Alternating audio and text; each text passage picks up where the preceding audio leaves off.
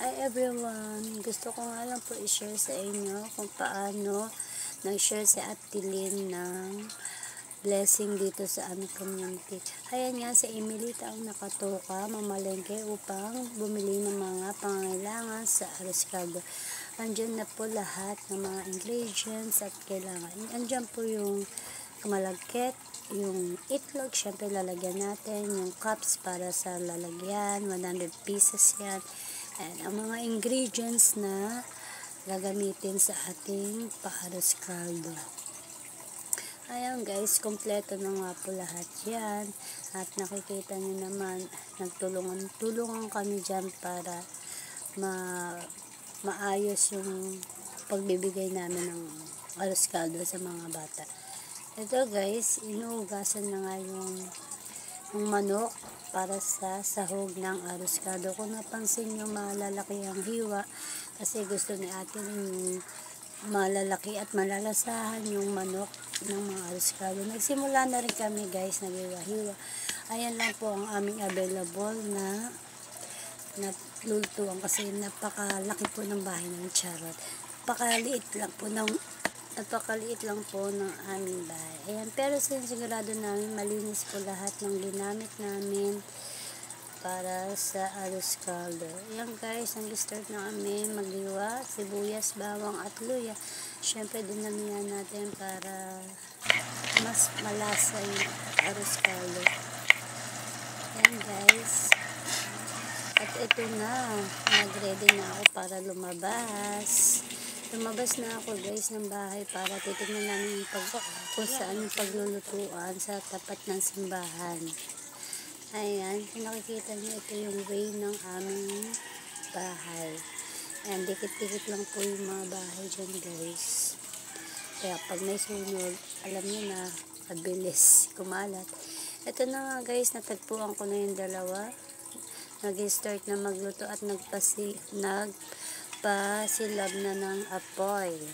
Yan guys, malaking kaldero po yung ginamit namin dyan para maraming makakain na bata or matanda.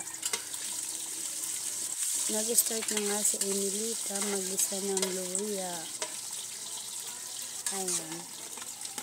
Yan, nilagay na yung mga pangunahing ingredients para lumasa ang ating Aros Caldo.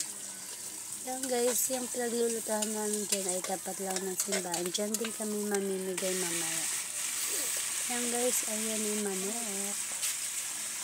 Sinimulan na pagluluto. So, enjoy watching guys. Manood lang kayo kung paano magluto si Emilita ng Aros Caldo. Ito na nga guys, yan na. Walang halong bigas, puro malagkit po lahat yan. Yan, hinintay natin maluto.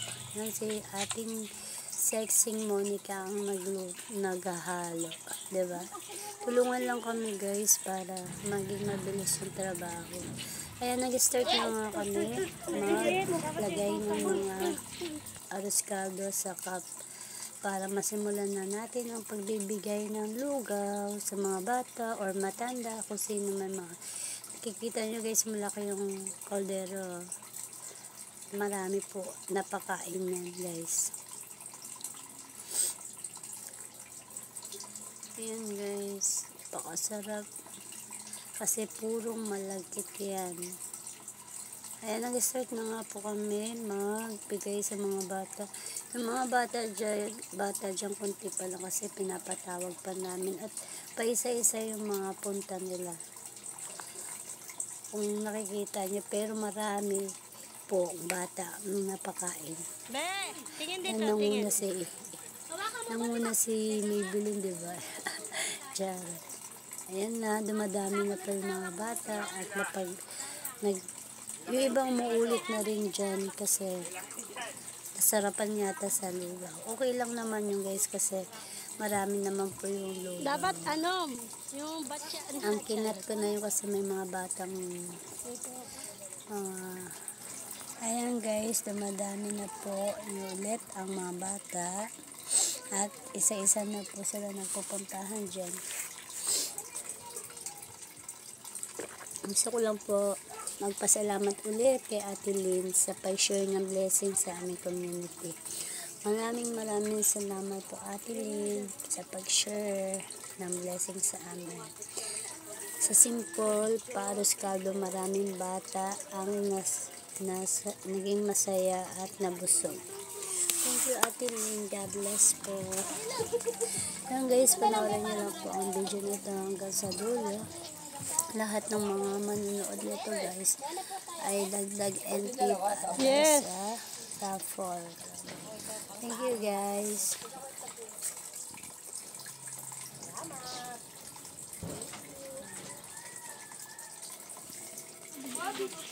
Umabot pa ako. Sige, makahingi, te. Sige, te.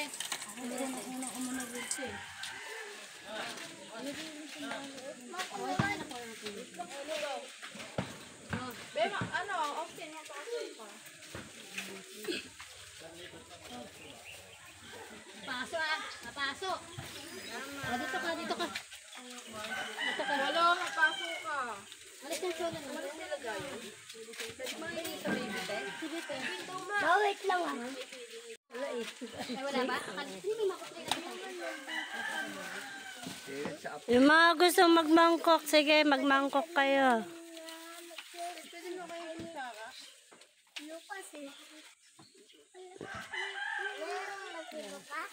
Wait lang na isa. Ba't ang bagal ng taga-sandok? Ang liit kasi ng sandok nyo eh. Mainit to, baka ano isa. Aray ko na pa sa akin kadila. Uy, yun. Dito po. Diba nandito po ito? Balik ka na. Sige, baka mapasok. Utul. Pwede makahingi pa isa. Sa isa ko. Yung ano. Sige lang po. Upo po eh. Dito po yung tulong.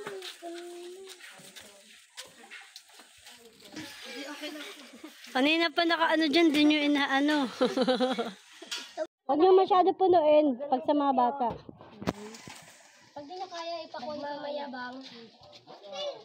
Pila muna kayo dyan sa sandali lang, ha? Austin. Pila ka na, Austin. Bigay mo sa atin yan. Pila ka, lugaw. Bigay mo sa atin yan. Wala na daw tayo may ate mo.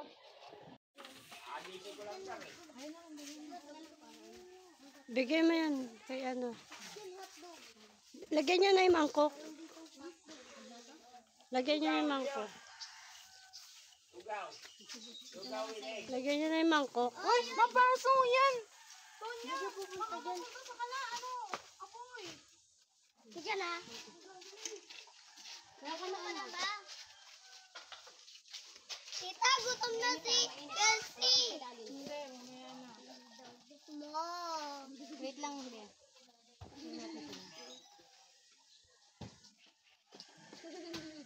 Talaki ng sugat si Chelsea sa likod. Lalo po yung ano. Nangadaling ko yung sugat.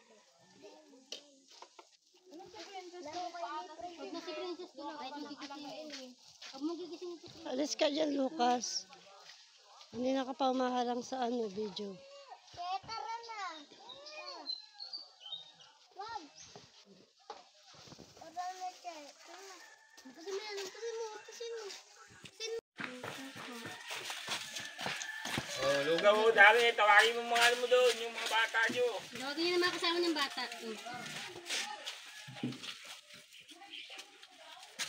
Oh, lugaw, lugaw. Sabi niya na. Nakuha na, be. Tawagin mo doon lahat ng mga bata doon sa ano. Mainit ha. Paso ah. Mainit. Mainit. Bagong ano. At ito guys, paubos na nga ang lugaw. Ilagay na namin lahat dyan para kung sino man dumating mga bata, ayan na, kukuha na lang po dyan. Paubos na po yan. So, ulit, gusto kong magpasalamat kay Ate Lynn sa pag-share ng blessing. Maraming salamat sa iyo, Ate Lynn. God bless sa iyo, Ate Lynn, at sa family mo. Maraming salamat.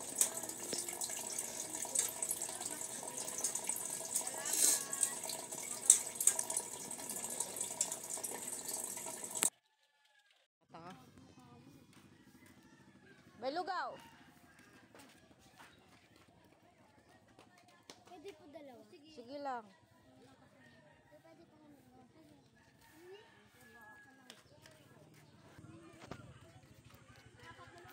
Oh, sige.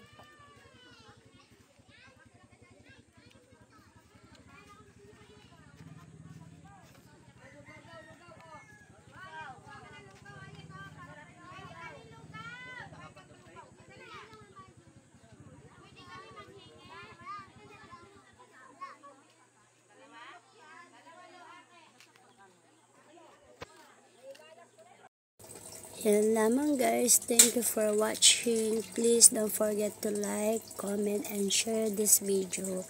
Thank you everyone for watching. God bless Ate Lynn and to all. Thank you guys.